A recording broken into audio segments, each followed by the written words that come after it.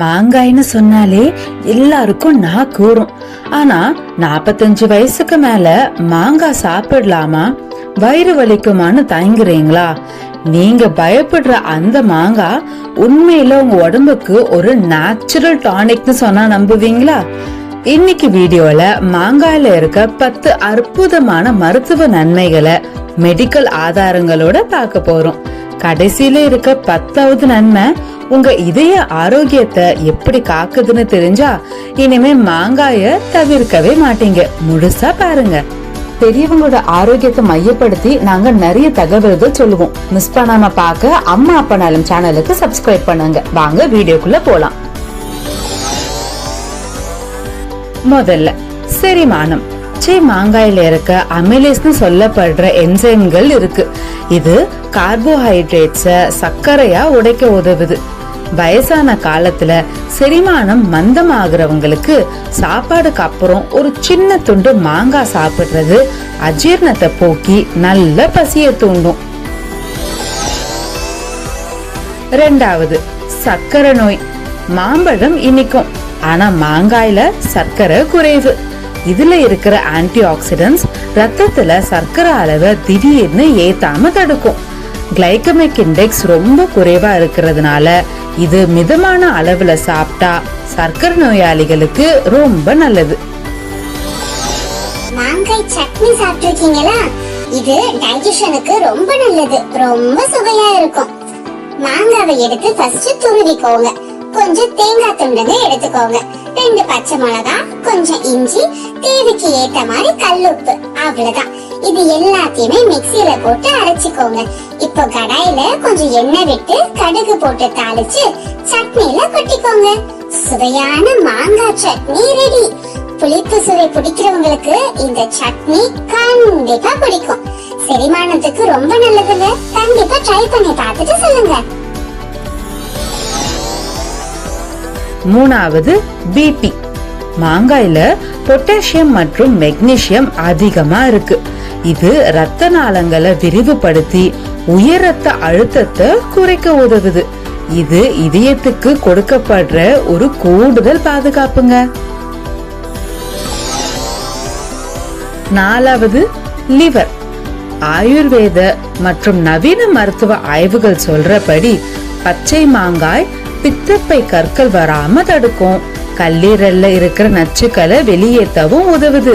இது கல்லீரலோட செயல்பாட்டை மேம்படுத்தும். அஞ்சாவது, வெயில் பாதுகாப்பு. கோடை காலத்துல வர ஹீட் ஸ்ட்ரோக் பாதிப்புல இருந்து நம்மளை காப்பாத்த மாங்காய் ஒரு கவசம்.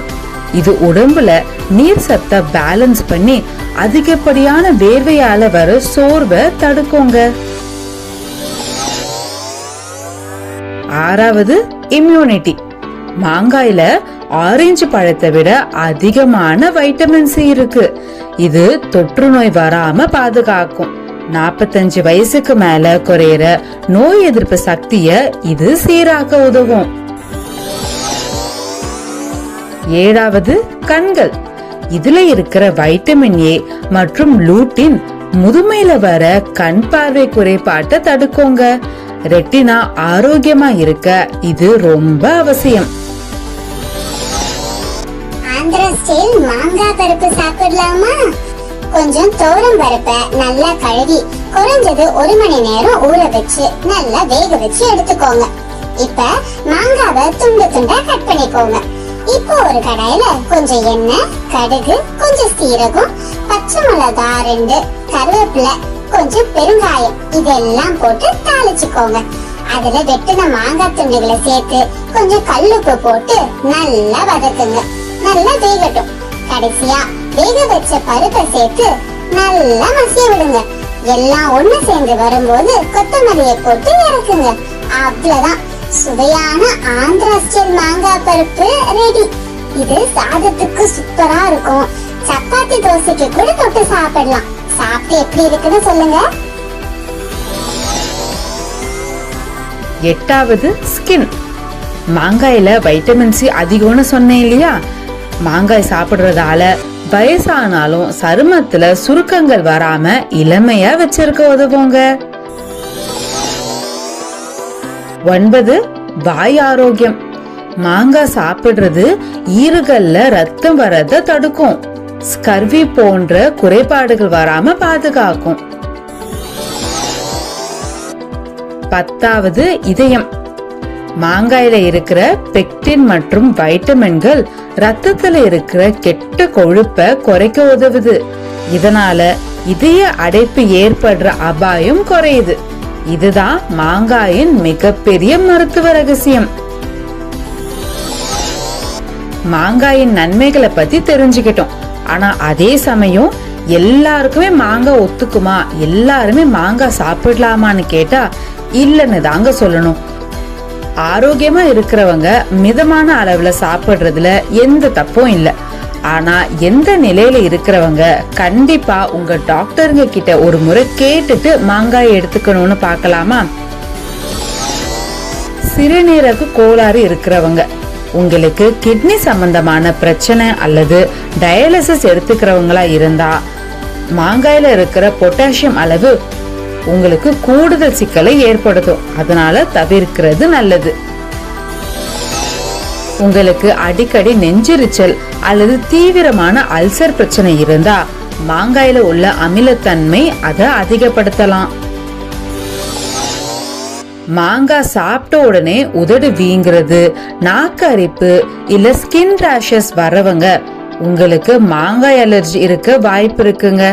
இவங்க இத கண்டிப்பா தவிர்க்கணும். சிலருக்கு பச்சை மாங்காய் சாப்பிடும் போது மூட்டு வலி இல்லது வீக்கம் அதிகரிக்க வாய்ப்பு இருக்குன்னு சில ஆய்வுகள் சொல்லுது. உங்களுக்கு ஏற்கனவே மூட்டு வலி இருந்தா அத கவனியுங்க.